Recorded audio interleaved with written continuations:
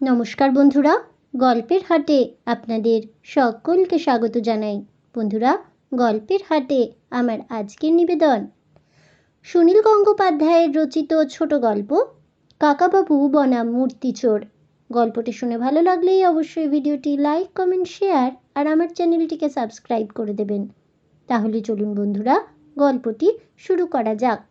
গল্প পাঠে আমি বৈশালী, আর আপনারা শুনছেন আজকের গল্প কাকাবাবু বনাম মূর্তিচোর। জঙ্গলের মধ্য দিয়ে একটা সরু রাস্তা, দুপাশের গাছের ডালপালা ঝুঁকে ঝুঁকে আছে। হাত দিয়ে সরিয়ে সরিয়ে এগোতে হয়। সন্ধে হয়ে এসেছে, এখনও একটু একটু আলো আছে আকাশে। আকাশের একদিকের রং লাল আর অন্য দিকটা ধূসর। জঙ্গলের মধ্যে যেন আলো ছায়ার জাফরি কাটা। কত রকম পাখির ডাক শোনা যায় এখন। সব পাখিরা বাসায় ফিরছে। পাখিদের কিচিরমিচির শোনা যায়, তাদের দেখা যায় না। মাথার উপর দিয়ে উড়ে যাচ্ছে এক ঝাঁক বক। বনমালী নামের একটি লোক আর সন্তু যাচ্ছে আগে আগে। বনমালীর রোগা লম্বা চেহারা, ধুতির ওপর ফতুয়া পরা, মাথায় ঝাঁকড়া চুল, মুখে গোঁফ দাড়ি নেই, চোখ দুটি সরু মতন। সে বারবার এদিক ওদিক তাকায়। সন্তু পরে আছে প্যান্ট শার্ট আর একটা নীল সোয়েটার। বাতাসে শীত শীত ভাব আছে। ফতুয়া পরা বনমালীর কি শীত লাগে না? কাকাবাবু পরে আছেন প্যান্টের উপর একটা লম্বা কোট। দুবগলে ক্রাচ নিয়ে তার হাঁটতে অসুবিধে হচ্ছে এই জঙ্গলের মধ্যে। লতা পাতায় ক্রাচ জড়িয়ে যাচ্ছে মাঝে মাঝে। এক জায়গায় সন্তু থমকে দাঁড়িয়ে একটা গাছের দিকে তাকিয়ে জিজ্ঞেস করলো, ওই থোকা থোকা লাল ফুলগুলো কি ফুল? বনমালী সেদিকে তাকিয়ে বলল, কি জানি। সে ফুলের নাম জানে না, ফুল দেখার উৎসাহও তার নেই। পেছন থেকে কাকাবাবু বললেন, রঙ্গন। তারপরই কাকাবাবু খুব জোরে চেঁচিয়ে উঠলেন, সন্তু, মাথা নিচু কর, বসে পড় বসে পড়। সন্তু এদিক ওদিক তাকিয়ে কিছুই দেখতে পেল না। কাকাবাবু কেন ওই কথা বলছেন তাও সে বুঝতে পারল না। কাকাবাবু তার হাতের ক্রাচটা তুলে খুব জোরে মারলেন একটা গাছের সরু ডালে। তখনই বোঝা গেল সেটা গাছের ডাল নয়, সবুজ ডালের মতনই সোজা হয়েছিল, এখন মাটিতে পড়ে কিলবিল করছে। সন্তু এবার ভয় পেয়ে এক লাফে সরে গিয়ে বলল, ওরে বাপরে, সাপ! ঠিক আমার মাথার উপরে ছিল। বনমালী চোখ বড় বড় করে বলল, লাউ ডগা সাপ, কামড়ালে আর রক্ষে ছিল না, নির্ঘাত মৃত্যু। কাকাবাবু কিন্তু সাপটাকে আর মারলেন না, ক্রাচটা দিয়ে ঠেলে সরিয়ে দিলেন একপাশে। আপন মনে বললেন, শীত শেষ হয়নি, এর মধ্যে সাপ বেরিয়ে পড়েছে। খিদের জ্বালায় আর থাকতে পারেনি। তারপর বনমালীর দিকে তাকিয়ে বললেন, লাউডগা সাপের বিষ নেই বেশি, কামড়ালে মানুষ মরবে কেন? অবশ্য অনেকে ভয়েই মরে যায়। সন্তু জিজ্ঞেস করল, সাপ কামড়ালেই মানুষ মরে না? কাকাবাবু বললেন, সব সাপের কি আর বিষ থাকে? বেশিরভাগ সাপের বিষ থাকে না, কিন্তু ভয় পেতে নেই। ভয় না পেলে খুব বিষাক্ত সাপ কামড়ালেও চিকিৎসা করে বাঁচা যায়। ওহে বনমালী, আর কত দূর? বনমালী বলল, এই তো আর একটুখানি মোটে। কাকাবাবু বললেন, তখন থেকেই তো একটুখানি একটুখানি বলছো, ভালো জিনিস পাওয়া যাবে তো? বনমালী জোর দিয়ে বলল, খুব ভালো ভালো জিনিস পাবেন স্যার, আমি কি আর শুধু শুধুই আপনাদের এত দূর টেনে আনছি, তবে দাম কিন্তু বেশি পড়বে।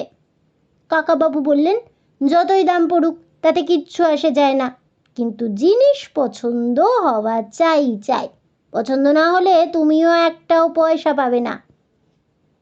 আবারও পথ চলা শুরু হলো। এবার ঝুপঝুপ করে নেমে এলো অন্ধকার। পাখিদের ডাক থেমে এসেছে।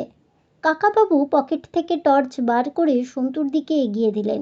সাপটা দেখার পর যে সন্তুর বুক কেঁপে উঠেছিল তা এখনো থামেনি।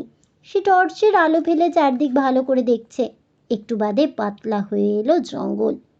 খানিক দূরে দেখা গেল একটা আলো জ্বলছে মিটমিট করে। আর একটু কাছে এগোতেই দেখা গেল ফাঁকা জায়গার মধ্যে রয়েছে একটা একতলা ছোট বাড়ি। বনমালী বলল, এই তো এসে গেছি। সন্তু বলল, এরকম জঙ্গলের মধ্যে শুধু একটা বাড়ি রয়েছে? আমার এরকম বাড়িতে খুব থাকতে ইচ্ছে করে। কাকাবাবু বললেন, বেশি দিন ভালো লাগবে না, বড় জোর 7 দিন, তারপরই হাঁপিয়ে উঠবি, বন্ধুদের জন্য মন ছটফট করবে। বাড়িটার বাইরে দরজার পাশে জ্বলছে একটা হ্যারিকেন, আর ভেতরে একটা ঘরে রয়েছে আর একটা জোরালো। অস্পষ্টভাবে দেখা গেল বাড়িটা আসলে একটা মন্দিরের আড়ালে। সেই মন্দিরের চূড়া অনেকখানি ভাঙা। বনমালী চেঁচিয়ে ডাকলো, ভবেন্দা, ও ভবেন্দা। একটা কুকুর ভেতর থেকে ডেকে উঠল, ঘেউ ঘেউ করে, খুব জোরে। দরজাটা খোলা। সেখানে এসে দাঁড়ালো একটা বড় কুকুর। ডাক শুনলেই হিংস্র মনে হয়।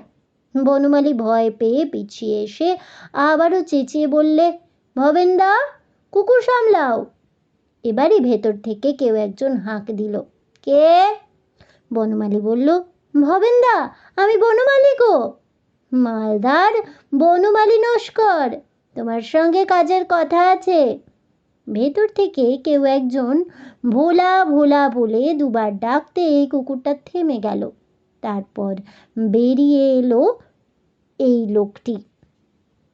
লোকটি বেশ লম্বা, গেরুয়া রঙের লুঙ্গি পরা আর গায়ে একটা চাদর জড়ানো, হাতে একটা সিগারেট। সে প্রথমে সন্তু আর কাকাবাবুকে দেখতে পায়নি। বনমালীর দিকে তাকিয়ে বলল, কিরে, হঠাৎ এ সময় এলি যে? আমার তো আজ এখানে থাকার কথাই ছিল না। ভালো কিছু জিনিসের খবর এনেছিস? বনমালী আমতা আমতা করে বলল, এই একজন সাহেবকে এনেছি। ভবেন চমকে উঠে বলল, কে? কাকে এনেছিস? কাকাবাবু সামনে এগিয়ে এসে বললেন, হ্যাঁ, নমস্কার, আমি সাহেব টাহেব নই, আমি একজন বাঙালি। আমার নাম রাজা রায়চৌধুরী, আর এই আমার ভাইপো সন্তু। আমি পাথরের মূর্তি জমাতে ভালোবাসি। নানা জায়গায় ঘুরে ঘুরে মূর্তি জোগাড় করি। শুনেছি আপনার কাছে কিছু মূর্তি পাওয়া যেতে পারে।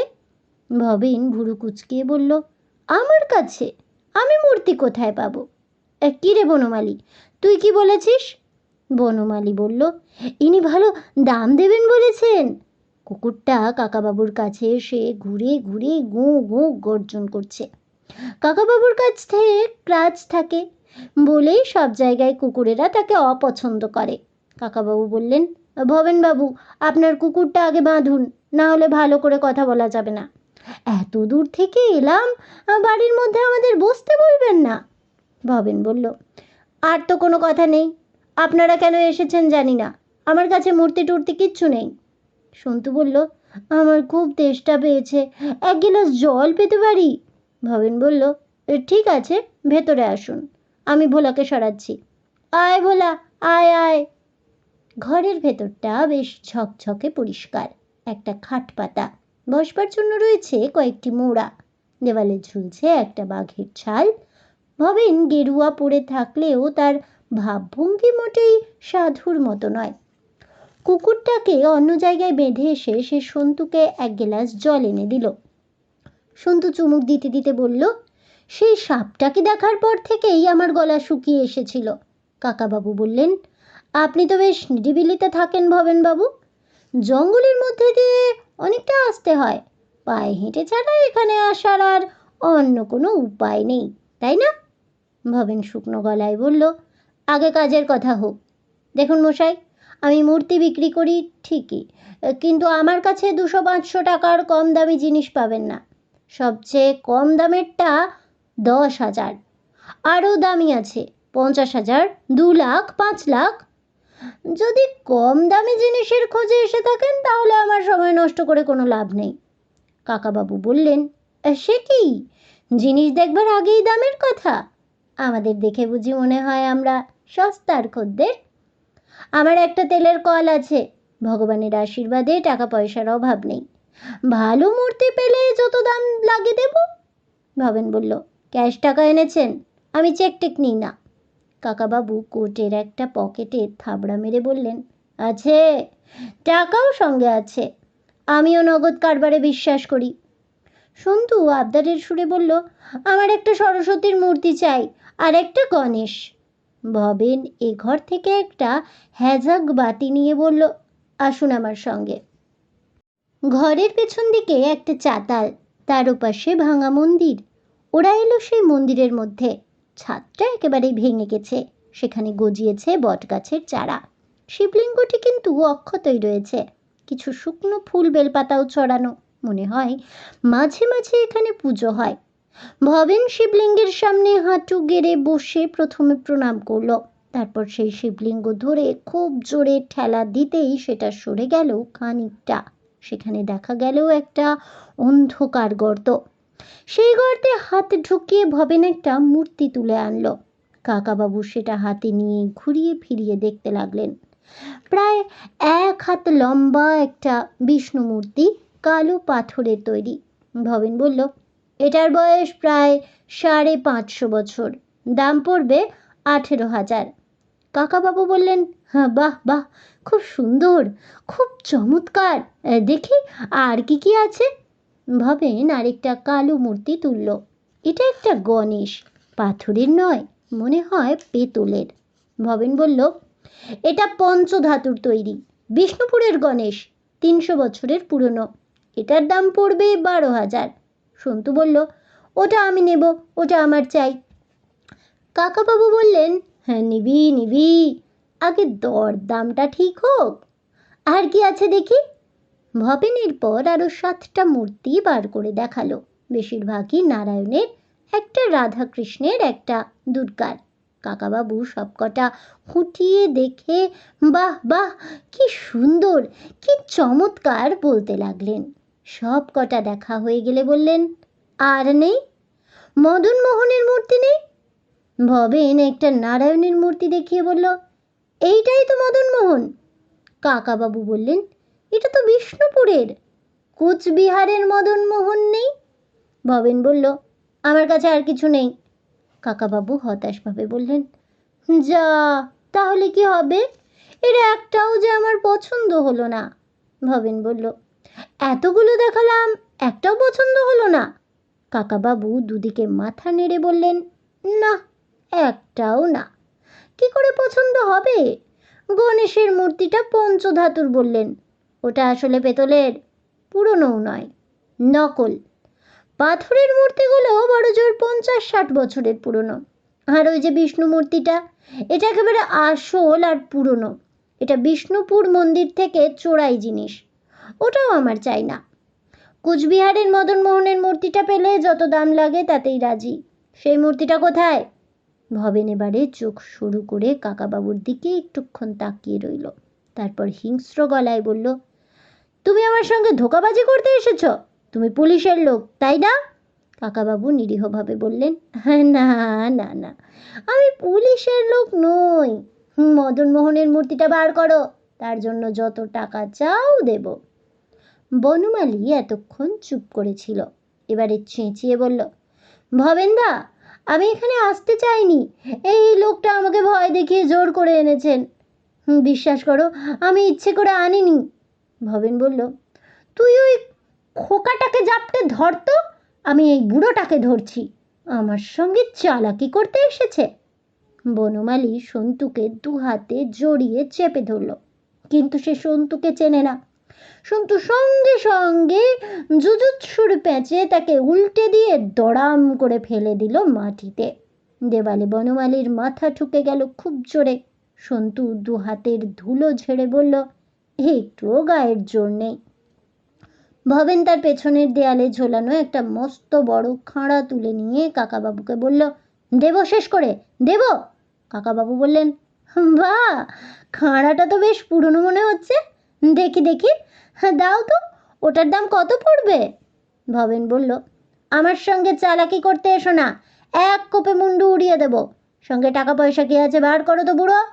কাকাবাবু বললেন, আমাকে বুড়ো বুড়ো বলবে না, আমি খোঁড়া হতে পারি, কিন্তু বুড়ো নই। তোমার থেকে আমার গায়ের জোর অনেক বেশি। খালি হাতে লড়াই করার সাহস আছে তোমার? ভবেন এবার খাঁড়া দিয়ে কাকাবাবুর মাথায় একটা কোপ মারতে যেতেই কাকাবাবু পকেট থেকে রিভলভারটা বার করলেন। বকুনির সুরে বললেন, তুমি এত বোকা কেন ভবেন? আমাকে মারতে আসছিলে? জানো না মানুষ খুন করলে ফাঁসি হয়? আমার হাতে এটা কি দেখেছ? খাঁড়া দিয়ে কি আর বন্দুক পিস্তলের সঙ্গে লড়াই করা যায়? খাঁড়াটা নামিয়ে রেখে আমার কথা মন দিয়ে শোনো। ভবেন এবার ভয় পেয়ে কাঁচুমাচু করে বলল, পুলিশ? কাকাবাবু বললেন, হ্যাঁ, না, আমি পুলিশ নই। খোঁড়া পুলিশ তুমি দেখেছো কখনো? পুলিশ কি কখনো তার ভাইপোকে নিয়ে ঘোরে? মদনমোহনের মূর্তিটা কোথায়? কুচবিহার মন্দির থেকে যেটা চুরি গেছে। বড় জাগ্রত দেবতা, সেটা ওই মন্দিরে আবার ফেরত দিতে হবে। ভবেন বলল, সে মূর্তি আমার কাছে নেই, সেই মূর্তি সম্বন্ধে আমি কিচ্ছু জানি না। কাকাবাবু বললেন, বেশ চোরাই মূর্তির ব্যবসা ফেদে বসেছ, হ্যাঁ? ভাঙা মন্দিরে সাধু সেজে থাকো। পুলিশ এতখানি জঙ্গলের মধ্যে সচরাচর আসে না, এলেও শিবলিঙ্গ সরিয়ে দেখবে না, শিবলিঙ্গের গায়ে হাতই দেবে না। পুলিশও তো ঠাকুর দেবতাদের ভয় পায়। শোনো, তোমার সামনে দুটো পথ আছে। হয় তোমাকে আমি এক্ষুনি পুলিশের কাছে নিয়ে গিয়ে ধরিয়ে দেব, তুমি চোরাই মাল রাখো আর আমাকে খুন করতে চেয়েছিলে, দুটোই বড় বড় অপরাধ। তবে তুমি যদি কুচবিহারের মদনমোহনের মূর্তিটা আমাকে ফেরত দাও, তাহলে আমি তোমাকে আপাতত ছেড়ে দিতে পারি। ভবেন আড়ষ্ট গলায় বলল, সে মূর্তি আমার কাছে নেই। কাকাবাবু বললেন, ফের মিথ্যে কথা?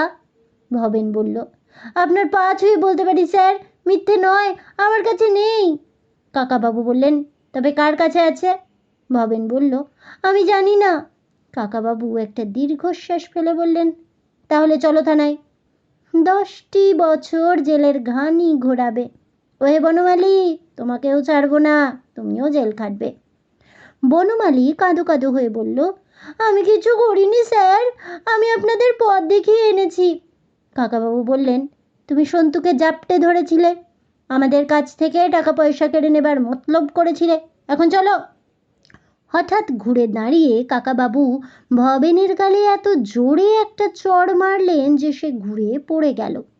কাকাবাবু বললেন, আমার দিকে যে অস্ত্র তোলে তাকে আমি নিজের হাতে কিচ্ছু শাস্তি দিই না, কখনো শাস্তি না দিয়ে ছেড়ে দিই না। আমাকে বুড়ো বলেছিলে, এখন দেখলে আমার হাতের জোর। ভবেন গোল গোল চোখে একটুক্ষণ তাকিয়ে রইল কাকাবাবুর দিকে। সে তো অবাক হয়ে গেছে যে কথাই বলতে পারছে না। একটু পরে ফিস ফিস করে বলল, স্যার, যদি আমি আপনাকে ভগলুর ডেরা চিনিয়ে দিই, তাহলে আমাকে ছেড়ে দেবেন? বনমালী ভয় পেয়ে বলে উঠল, ওরে সর্বনাশ!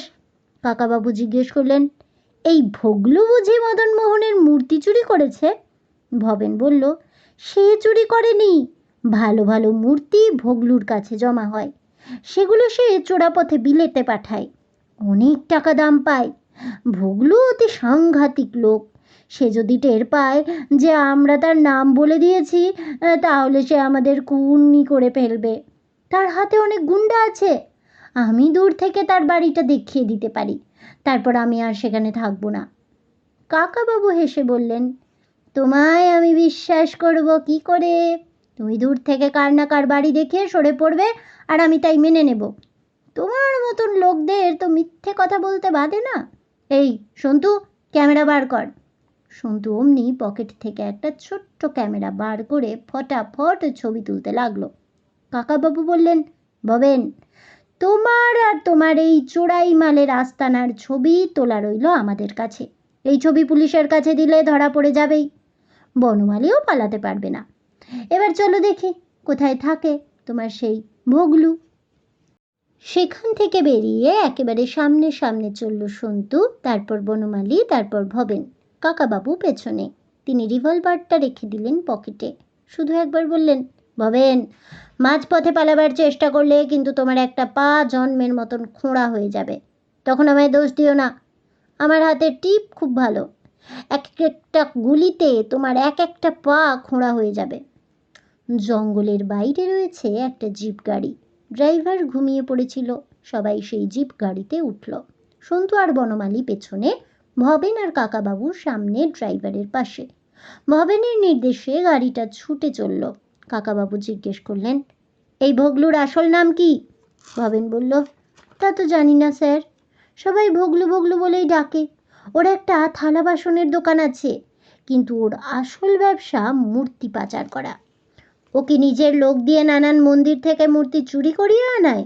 না স্যার, এই লাইনে অনেক লোক আছে।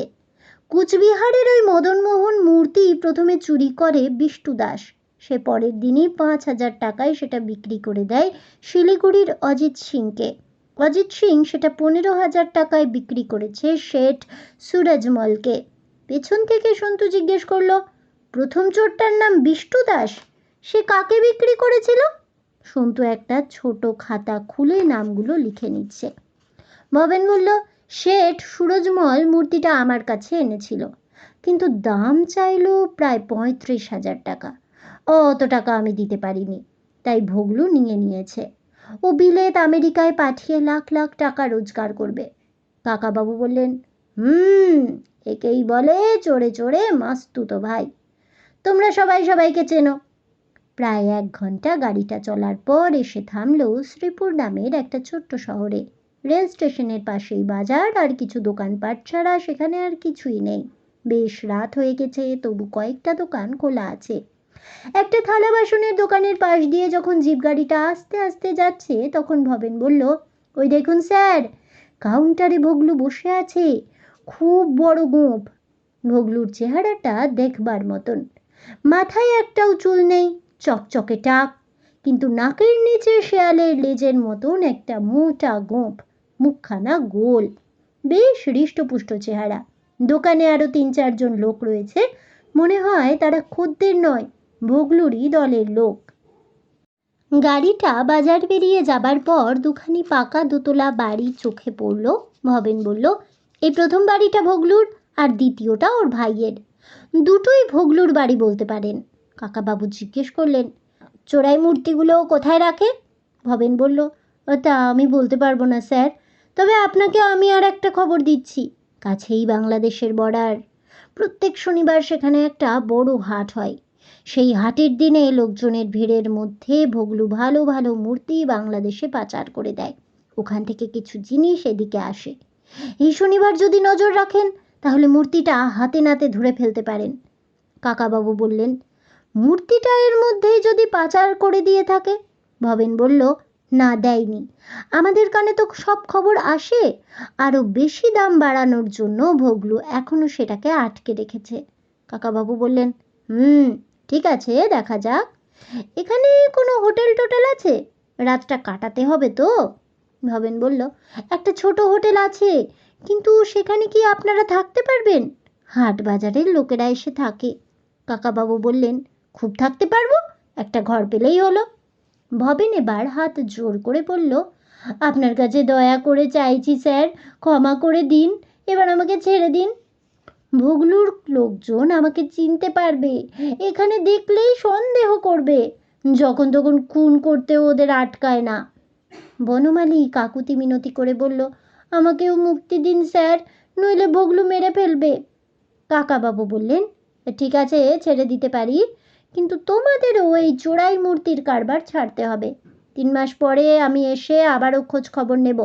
তখনও যদি দেখি তোমরা এইরকম চালিয়ে যাচ্ছ, তাহলে তোমাদের ছবি দিয়ে দেব পুলিশকে। এখন যাও, ভাগো। ভবেন আর বনমালী লাফিয়ে জিপ থেকে নেমে দৌড়ে মিলিয়ে গেল অন্ধকারে। হোটেলটা খুবই সাধারণ, কিন্তু সেটার নাম তাজমহল হোটেল। ঘর ভাড়া 17 টাকা। ভাত, ডাল, বেগুন ভাজা আর বাটা মাছের ঝোল 9 টাকা। সেই খাবারই খেতে বসে কাকাবাবু ম্যানেজারের সঙ্গে ভাব জমালেন। তিনি বললেন যে সরকারি চাকরি থেকে রিটায়ার করে তিনি নিরিবিলিতে থাকতে চান। শ্রীপুরে তিনি জমি খুঁজতে এসেছেন। পছন্দ হলে এখানেই বাড়ি বানিয়ে এসে থাকবেন। রাত্রিরে আর কিছু করার নেই। দোতলার ঘরটিতে এসে ওরা দরজা বন্ধ করে শুয়ে পড়ল। সন্তু বলল, কাকাবাবু, এখানকার থানায় তো কোনো খবর দেওয়া হলো না। ভোগলুর তো অনেক লোকজন আছে, পুলিশের সাহায্য নিতে হবেই নিশ্চয়ই। কাকাবাবু বললেন, এখনই থানায় যাব না। কেন জানিস? থানাতেও নিশ্চয়ই ভোগলুর লোক আছে। ছোট জায়গায় সব জানাজানি হয়ে যায়। আমরা থানায় গেলেই লোক আমাদের সন্দেহ করবে। ভোগলুও খবর পেয়ে সাবধান হয়ে যেতে পারে। আগেই দেখাই যাক না আমরা নিজেরা কি করতে পারি। সন্তু বলল, কাকাবাবু, আরেকটা কথা জিজ্ঞেস করব। কথাটা কাল থেকে আমার মনের মধ্যে খচখচ করছে। কাকাবাবু বললেন, কি কথা, বলে ফেল। সন্তু বলল, ছোটবেলায় একবার মামার বাড়িতে গিয়েছিলাম, সেখানে শিব ঠাকুরের একটা মন্দির ছিল। একদিন মন্দিরের মধ্যে প্রসাদ নিতে গেছি, পুরোহিত মশাই বললেন, এই দেখো দেখো, যেন মূর্তি ছুঁয়ে দিও না, ঠাকুরের মূর্তি ছুঁলে পাপ হয়। বরাবর শুনে আসছি ঠাকুরের মূর্তি ছুঁলে পাপ হয়। কাকাবাবু বললেন, সেই কথাই তো সবাই বলে। সন্তু জিজ্ঞেস করলো, তাহলে এই যে লোকগুলো মূর্তি চুরি করছে ওরাও তো ছুটছে, ওদের পাপ হচ্ছে না? কাকাবাবু হেসে বললেন, পাপ হওয়া তো মনের ব্যাপার। এইসব চোর ডাকাতগুলোর কি আর সেরকম মন আছে? ওরা পাপ পুণ্য মানে না। চুরি করা, মানুষ খুন করাও তো মহাপাপ। চোর ডাকাতরা সে কথাও ভাবে না। সন্তু বলল, আরেকটা কথা, অনেক ঠাকুরই তো শুনেছি খুব জাগ্রত। এই যে চোর ডাকাতরা ঠাকুরের মূর্তি চুরি করছে, যেখানে সেখানে ফেলে রাখছে, জাগ্রত ঠাকুর নিজেকে রক্ষা করতে পারেন না? ঠাকুর নিজেই চোরদের শাস্তি দিতে পারেন না? কাকাবাবু বললেন, এটাও মনের ব্যাপার, বিশ্বাসের ব্যাপার। এইসব পাথরের বা কাঠের বা মাটির মূর্তি তো শিল্পীরা বানায়, যেমন সুন্দর সুন্দর পুতুল হয়। তারপর মন্দিরে প্রতিষ্ঠা করার পর আমরা সেগুলোকে ঠাকুর বলে মনে করি। শিব, বিষ্ণু, দুর্গা, গণেশ এদের সকলেরই গল্প আমরা জানি, তাই মূর্তিগুলো দেখলেই আমাদের সেই সব কথা মনে পড়ে।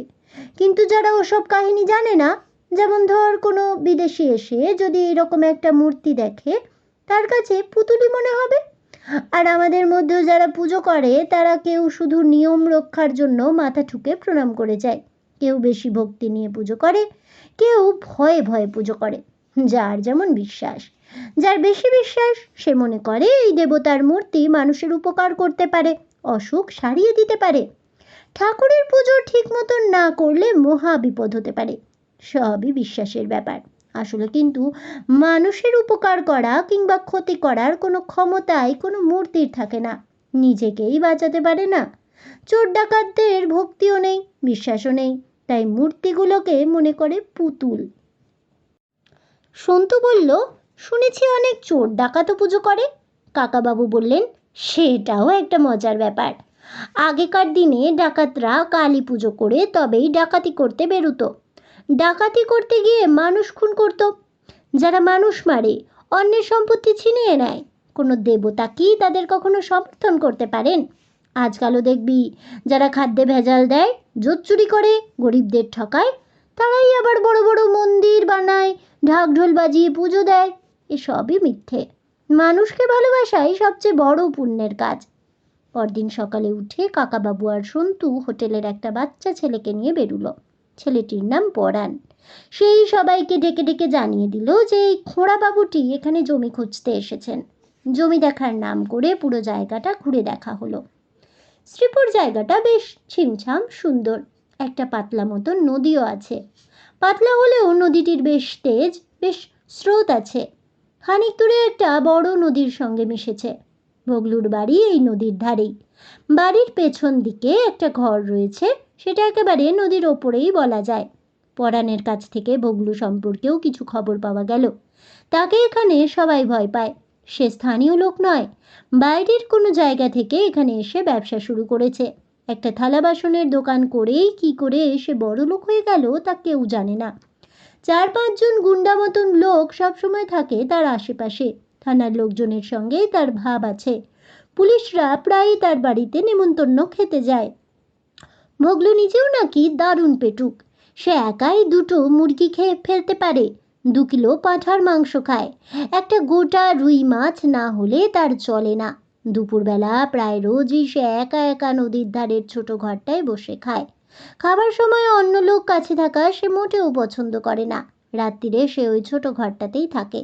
সকালে নদীতে স্নান সেরে এসে পুজো করে। পুজোর সময় সে চেঁচিয়ে চেঁচিয়ে মন্ত্র পড়ে, গান গায়। তারপর ওই ঘরেই তাকে খাবার দেওয়া হয়। প্রচুর খেয়ে খানিকক্ষণ ঘুমিয়ে তারপর বিকেলের দিকে সে দোকানে এসে বসে। সারাদিন ঘোরাঘুরি করে সব দেখে বুঝে নিলেন কাকাবাবু। ভগলুর ধারে কাছেও গেলেন না তিনি। রাত্রির বেলা শুয়ে শুয়ে সন্তুকে বললেন, একটা সমস্যা আছে রে সন্তু। মদন মোহনের মূর্তিটা কোথায় লুকোনো আছে সেটা খুঁজে বার করব কি করে? সন্তু বলল, ওই নদীর ধারের ছোট ঘরটায় ভগলু ঘুমোয় রাত্রিরে। মনে হয় ওখানেই কোথাও আছে। অত দামি জিনিস নিশ্চয়ই সে চোখে চোখে রাখবে। কাকাবাবু বললেন, তা অবশ্য ঠিক। ছোট ঘরটা একবার ভেতরে ঢুকে দেখা দরকার। কিন্তু মাটির তলায় রেখেছে না কোথায় রেখেছে তা দেখতে বেশ অনেকটা সময় লাগবে। রাত্রিরে নিশ্চয়ই ওখানে কেউ পাহারা দেয়। সন্তু বলল, একটা কাজ করব, সকালবেলা যখন ভগলু নদীতে স্নান করতে যায় তখন এক ফাঁকে আমি ওই ঘরে ঢুকে পড়ব, তারপর দুপুরবেলা ও বেরিয়ে গেলে খুঁজে দেখব ঘরটা। কাকাবাবু বললেন, খাটের নিচে কতক্ষণ লুকিয়ে থাকবি? একটু নাড়াচাড়া করলে কিংবা তোর যদি হাঁচি পেয়ে যায় হঠাৎ, গলা খুসখুস করে যদি, তাহলেই তো ধরা পড়ে যাবি। ভগলুর কীরকম গাঁট্টা গোট্টা চেহারা দেখেছিস তো? সন্তু তার ছেলের সঙ্গে বলল, ধরা পড়ব না আমি, ধরা পড়লেও আমাকে ধরে রাখতে পারবে না। কাকাবাবু বললেন, হুম, তা হয় না, এতে ঝুঁকি খুব বেশি, অন্য কোনো উপায় ভেবে দেখতে হবে, এখন ঘুমো। ভোরবেলা কিসের যেন শব্দে কাকাবাবুর ঘুম ভেঙে গেল। তিনি চোখ মেলে দেখলেন সন্তু জামা প্যান্ট পরে বাইরে বেরোবার জন্য তৈরি হয়ে গেছে প্রায়। কাকাবাবু জিজ্ঞেস করলেন, এ কি রে সন্তু, কোথায় যাচ্ছিস? সন্তু বলল, তুমি কিচ্ছু চিন্তা করো না কাকাবাবু, আমি ভগলুর ওপর নজর রাখতে যাচ্ছি, নদীর ধারে বসে থাকবো। কাকাবাবু বললেন, তুই তো শুধু বসে থাকার ছেলে না, ভগলুর ঘরে ঢোকার চেষ্টা করবি ঠিক। ভগলু দুপুরের আগেও ঘর থেকে বেরোয় না, পুজো করেও অনেকক্ষণ ধরে খাবার খায়, তুই এত সকাল সকাল গিয়ে কোথায় বসে থাকবি? সন্তু বলল, আমার আর শুয়ে থাকতে একদম ইচ্ছে করছে না, আমি কাল একবার ও ঘরের জানলা দিয়ে উঁকি মেরে দেখেছি, পাশে একটা ভাড়ার ঘরের মতন ছোট্ট ঘর আছে, যদি ভেতরে ঢুকতে পারি তাহলে ওই ঘরটাতে থাকবার চেষ্টা করব। ভগলু বেরিয়ে যাবার পর খোঁজাখুঁজি শুরু করব। কাকাবাবু বললেন, তখনও নিশ্চয়ই বাইরে পাহারা থাকবে? ঠিক আছে, তুই যখন জেদ ধরেছিস আমার রিভলভারটা নিয়ে যা, কারুকে মারবি না, শুধুই আত্মরক্ষার দরকার হলে ভয় দেখাবি। রিভলভারটা পেয়ে সন্তু খুশিতে ছটফট করতে লাগলো। কাকাবাবু সহজে সন্তুকে রিভলভারে হাত দিতে দেন না। সে বলল, তুমি চিন্তা করো না, আমি বিকেলের মধ্যেই ফিরে আসছি, তুমি ঠিক খবর পেয়ে যাবে। কাকাবাবু বললেন, শোন, তুই মদনমোহনের মূর্তিটার সন্ধান পেয়ে গেলেও নিয়ে আসার চেষ্টা করিস না, চোরের ওপর বাটপাড়ি করা ঠিক নয়, ভগলুকে হাতে হাতে ধরতে হবে। সন্তু প্রায় ছুটে বেরিয়ে চলে গেল। কাকাবাবু বিছানায় শুয়েই রইলেন। খানিক পরে একজন চা নিয়ে এলো। কাকাবাবু চা খেতে খেতে একটা বই পড়তে লাগলেন। বেলা গড়িয়ে গেল। 11টা বেজে যাওয়ার পর আর ঘরের মধ্যে থাকতে তার ইচ্ছে হলো না। বেরিয়ে এলেন হোটেল থেকে। প্রথমে ভাবলেন জিপ গাড়িটা নিয়েই বেরোবেন, তারপর ঠিক করলেন হেঁটেই যাবেন। আকাশ মেঘলা আজ, রোদ নেই, গরম নেই, হাঁটতে ভালোই লাগবে। একটা চিঠি লিখে গাড়ির ড্রাইভারকে পাঠিয়ে দিলেন থানায়। তিনি যে এখানে এসেছেন তা পুলিশকে জানিয়ে রাখা দরকার, কি জন্য এসেছেন তা জানাবার দরকার নেই। হাঁটতে হাঁটতে তিনি চলে এলেন নদীর ধারে। এইটুকু নদী কিন্তু হেঁটে পার হওয়া যায় না। এক জায়গায় খেয়াপাড়ের ব্যবস্থা আছে, অবশ্য এখন লোকজন বেশি নেই। ভগলুর বাড়ির পেছনে বাগান, তারপর একেবারে শেষের দিকে নদীর ধারে ঘেঁষে একখানা ঘর। ঠিক ঘর নয় সেটা, একটা ছোট বাড়ির মতন। ঘরের সঙ্গে বাথরুম আর একটা ছোট ঘর বারান্দাও রয়েছে। সন্তুকে কোথাও দেখা যাচ্ছে না। সেই ভোর থেকে সে কোথায় রয়েছে? ভগলুর ঘরের মধ্যে ঢুকে পড়েছে নাকি? কাছাকাছি গিয়ে শুনলেন একজন লোক চেঁচিয়ে চেঁচিয়ে কি যেন বলছে, একঘেয়ে সুর। এই কি ভগলুর পুজো নাকি? কোন দেবতা পুজো করে ভগলু? এরা বিচিত্র লোক, রোজ সকালে ভক্তি ভরে পুজো করে আবার ঠাকুর দেবতার মূর্তির ব্যবসাও করে। সন্তু নিশ্চয়ই ধরা পড়েনি, তাহলে ভগলু এমন নিশ্চিন্তে পুজো করতে পারত না। সন্তুকে ধরে ফেললে ভগলু নিশ্চয়ই খোঁজ খবর করত। সন্তুর সঙ্গে কে আছে সে সন্ধানও পেয়ে যেত। আরও কিছুক্ষণ পর একজন লোক কয়েকটা খাবারের পাত্র নিয়ে ঢুকলো ভগলুর ঘরে। কাকাবাবু ভাবলেন সন্তু সকাল থেকে কিচ্ছু খায়নি বোধহয়, বিকেল পর্যন্ত না খেয়েই থাকবে। সেই লোকটি বেরিয়ে এসে ভেতরের বাড়ি থেকে আবার 2-3টে ডেকচি ভর্তি কিসব নিয়ে ফিরে এলো। এইরকম আরও একবার। খাবার আসছে তো আসছেই। কাকাবাবু একটা বড় তেঁতুল গাছের আড়ালে দাঁড়িয়ে দেখতে লাগলেন। এত খাবার ভগলুর জন্য? একটা লোক কত খেতে পারে? হঠাৎ তার মাথার মধ্যে একটা ঝিলিক খেলে গেল। সেই লোকটা যখন আর একবার কয়েকটা খাবারের ডেকচি নিয়ে ফিরে আসছে, কাকাবাবু তখন গাছের আড়াল থেকে বেরিয়ে এলেন। লোকটির পিঠে তার একটা ক্রাচ ঠেকিয়ে গম্ভীর গলায় বললেন, এটা বন্দুকের নল, চেঁচালেই প্রাণটা বেরিয়ে যাবে, যেমন যাচ্ছ তেমনই যাও। লোকটা কাঠের পুতুলের মতন এক পা করে হেঁটে ঘরে ঢুকলো। কাকাবাবু ভেবেছিলেন তিনি ঘরের মধ্যে আরও 2-3 জনকে দেখতে পাবেন, কিন্তু ঘরে ভগলু ছাড়া আর কেউ নেই। টেবিলের ওপর মস্ত বড় একটা থালা। ভোগলু একা একা বসে খাচ্ছে, ঠিক যেন একটা রাক্ষস। তার থালার পাশে মাছের কাঁটা আর মাংসের হাড়ের পাহাড় জমে আছে। সে একটা মস্ত বড় মাছের মুড়ো ধরে চিবোচ্ছে, ঝোল গড়াচ্ছে মুখের দুপাশ দিয়ে। সে বোধহয় দুহাত দিয়ে খায়, দুহাতেই লেগে আছে ঝোল। কাকাবাবুকে দেখে সে ভুরু কুঁচকে বলল, এ কে? এই মংলু, এ কাকে নিয়ে এলি? মংলু নামে সেই লোকটি বলল, কি জানি, আমার পিঠে বন্দুকের নল ঠেকিয়ে রেখেছে। ভোগলু দেখতে পাচ্ছে কাকাবাবুর হাতে বন্দুক টন্দুক কিচ্ছু নেই। সে গর্জন করে বলে উঠল, হ্যাঁ দাঁড়াম, পেছন ফিরে একবার তাকিয়ে দেখতে পারলি না? ধর ওই লোকটাকে। মংলুও বেশ গাট্টা গোট্টা জোয়ান। সে ডেকচি দুটো টেবিলের উপর রেখেই ঘুরে দাঁড়ালো। কাকাবাবু একটা ক্রাচ তুলে বললেন, মারামারি করার দরকার নেই, আগে আমার কথা শোনো।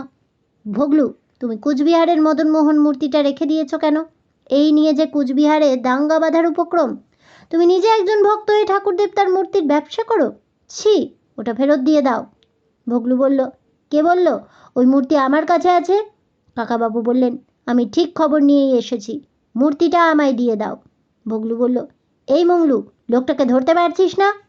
সেই মুহূর্তে আর একটা লোক ঢুকলো ঘরে। সঙ্গে সঙ্গে সে পেছন থেকে জড়িয়ে ধরল কাকাবাবুকে। মংলু ঝাঁপিয়ে পড়ে কাকাবাবুর ক্রাচ দুটো কেড়ে নিল। ভোগলু খুশি হয়ে বলল, বাবা বাবা বা, বেচু, তুই ঠিক সময়ে এসে পড়েছিস। লোকটাকে বাঁধ, পকেটে দেখ বন্দুক পিস্তল কিছু আছে কি না। কাকাবাবু দুহাত তুলে বললেন, বাঁধতে হবে না, আমার কাছে কোনো অস্ত্র নেই। ভোগলু, তুমি খাওয়া শেষ করে নাও, এই তোমার শেষ মাছের মুড়ো খাওয়া, এরপর তোমায় 10 বছর জেলে থাকতে হবে।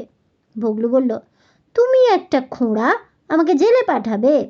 কাকাবাবু বললেন, কানাকে কানা বলতে নেই, খোঁড়াকে খোঁড়া বলতে নেই, তা জানো না? জেলে তোমায় যেতেই হবে। তুমি কি ভাবছো আমি একা তোমার এই বাঘের গুহায় ঢুকেছি? পুলিশ তোমার বাড়ি ঘিরে ফেলেছে। এখানকার পুলিশ নয়, কলকাতার পুলিশ। 10খানা রাইফেল আছে। তোমার বাড়ির সব খুঁজে তারপরেই ঘরে আসবে। শুধু মদনমোহনের মূর্তিটা পেলেই তোমায় অন্তত 10 বছর জেলে থাকতে হবে। ভোগলু উঠে দাঁড়িয়ে দাঁত কিড়মিড় করে বলল, মদনমোহনের মূর্তি আমি নদীতে ফেলে দেব, কেউ খুঁজে পাবে না। তারপর আমায় কে ধরবে? কোনো প্রমাণ থাকবে না। একদিকের দেয়ালে একটা বড় কুলুঙ্গি, তাতে একজোড়া খুব ছোট রাধাকৃষ্ণ মূর্তি আর প্রচুর ফুল। ভোগলু এই মূর্তির পুজো করে মনে হলো। সেই কুলুঙ্গির ঠিক নিচে ধাক্কা দিতেই দেয়ালের খানিকটা অংশ সরে গেল। ভোগলু তার মধ্যে হাত গুলিয়ে বার করে আনলো একটা কালো পাথরের মূর্তি। সেটা সে ছুঁড়ে ফেলে দেবার জন্য ছুটে গেল জানালার দিকে। কাকাবাবু চেঁচিয়ে বলে উঠলেন, ভোগলু, ভোগলু, তুমি এটো হাতে ওই মূর্তি ধরলে? জাগ্রত ঠাকুর তুমি জানো না, অপবিত্র হাতে ছুলে সেই হাতে কুষ্ঠ হয়? ভোগলু বলে উঠল, হ্যাঁ। সঙ্গে সঙ্গে তার হাত থেকে সেই মূর্তিটা খসে পড়ে গেল মাটিতে। আর ঠিক তার সঙ্গেই একটা গুলির শব্দ হলো। পাশের ঘরের দরজা ঠেলে বেরিয়ে এলো সন্তু, তার হাতে রিভলভার। সিনেমায় নায়কের কায়দায় সে রিভলভারের নলে ফুঁ দিতে দিতে বলল, প্রথমবার কারুকে মারিনি, শুধু ভয় দেখিয়েছি। এরপর কেউ নড়লেই তার মাথায় গুলি করব। কাকাবাবু এগিয়ে গিয়ে মূর্তিটা তুলে নিলেন। টেবিলের উপর থেকে জলের গ্লাস নিয়ে এঁটো জায়গাটা ধুয়ে দিলেন ভালো করে। পকেট থেকে রুমাল বার করে মুছে নিয়ে বললেন, বাহ, এবারে ঠিক আছে। ভোগলু, এবার বেরিয়ে পড়ো। সন্তুকে সাবধান, ও কিন্তু খুব ভালো গুলি চালাতে পারে। রাস্তার লোকেরা অবাক হয়ে দেখল, সন্তুর মতন একটা বাচ্চা ছেলের হাতে রিভলভার, আর তার সামনে সামনে মাথার ওপর হাত তুলে চলেছে ভোগলু আর তার 2 চেলা। একটু পেছনে ক্রাচে ভর দিয়ে একজন প্রৌঢ় মানুষ। হাঁটতে হাঁটতে ওরা পৌঁছে গেল থানায়। কাকাবাবুর জিপটা চলে এলো খবর পেয়ে। খানিক বাদে থানা থেকে বেরিয়ে সেই জিপে উঠতে উঠতে কাকাবাবু বললেন, যখন দেখলাম অত খাবার যাচ্ছে ভোগলুর ঘরে, তখনই মনে হলো নিশ্চয়ই ওখানে আরো 2-3 জন লোক আছে। অত খাবার কি একজন মানুষ খেতে পারে? তাহলে তুই নিশ্চয়ই ধরা পড়ে গেছিস। তোকে আটকে রেখে ভোগলু তার সঙ্গীদের নিয়ে কিছু পরামর্শ করছে খেতে খেতে। সন্তু বলল, আমি তো ভোর থেকে ওর পাশের ছোট্ট ঘরটায় ঢুকে বসে আছি। ভোগলু টেরও পায়নি, কিন্তু মূর্তিটা কোথায় রেখেছে বুঝতে পারিনি। অন্য একটা মূর্তির পুজো করছিল। কাকাবাবু বললেন, পুলিশের কথা বলতেই কাজ হলো, কিন্তু মূর্তিটা জলে ফেলে দিলে মুশকিল হতো। তবে হাতে কুষ্ঠ হবে বলা মাত্র ওই কীরকম ভয় পেয়ে গেল। দেখলি? সন্তু বলল, এরা ঠাকুরের মূর্তি ভয় পায়, আবার বিক্রিও করে। কাকাবাবু হাসতে হাসতে বললেন, সেই তো, কি বিচিত্র মানুষ এরা সব। ঠাকুর দেবতায় বিশ্বাস আছে, আবার টাকার লোভে সেই বিশ্বাসও চাপা পড়ে যায়। দুজনেই হাসতে লাগলেন প্রাণ ভরে। তাহলে বন্ধুরা, আমার আজকের এই গল্পটি শুনে কেমন লাগলো অবশ্যই আমাকে কমেন্টে জানাবেন। ভিডিওটি ভালো লেগে থাকলে লাইক শেয়ার করতে ভুলবেন না। আমার চ্যানেলের নতুন বন্ধু হয়ে থাকলে চ্যানেলটিকে সাবস্ক্রাইব করে দেবেন। পাশে থাকা বেল বাটনটি প্রেস করে রাখবেন নতুন গল্পের নোটিফিকেশন পাওয়ার জন্য। ফিরে আসছি পরবর্তী গল্প নিয়ে। ততক্ষণ সবাই ভালো থাকুন, সুস্থ থাকুন, আর অবশ্যই সঙ্গে থাকুন আর দেখতে থাকুন গল্পের হাট।